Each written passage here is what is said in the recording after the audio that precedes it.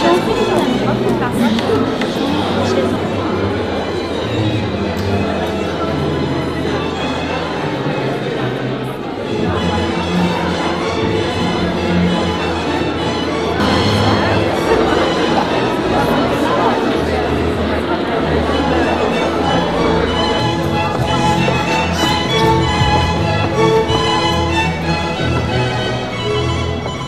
vous ne connaissez pas encore Espace Équilibre, il y a des petits papillons, là aussi dans la petite pièce, vous mettez vos noms, vos adresses, et c'est avec un plaisir que je vous enverrai, soit par mail, ou soit par papier, le programme Espace Équilibre. Et alors, il y a une association qui m'a demandé de parler d'elle, c'est les citoyens du monde, qui ont invité également Thierry Janssen au mois de mai au Palais des Congrès. Et leur petit papillon, il y a 4 grandes conférences avec des grands noms, Monique Bourbeau et Thomas Mansbourg et Albert Jacquard.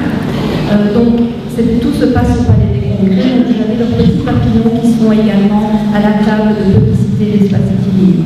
C'est toujours un grand plaisir que je parle d'autres associations parce que c'est le partage qui est toujours le plus favorable et le plus bénéfique.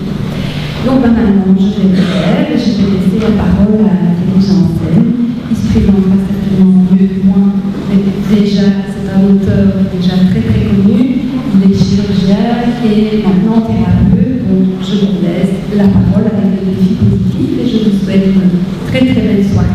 Merci.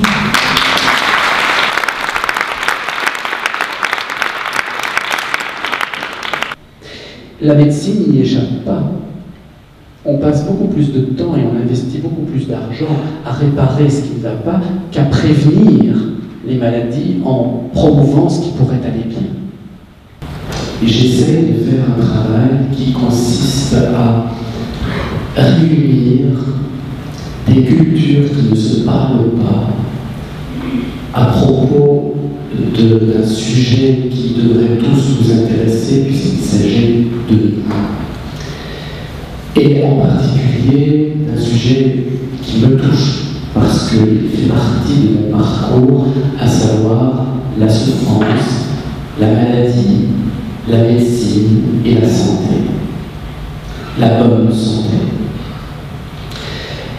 Et lorsque j'ai commencé ce travail, de manière très consciente, surtout au moment où j'ai décidé d'écrire La solution intérieure, qui est un livre dans lequel j'essayais de réconcilier le médecin conventionnel, donc que j'avais été, et tout à l'heure Marie disait il est chirurgien et un thérapeute, je n'aime pas ce mot être, j'ai fait chirurgien.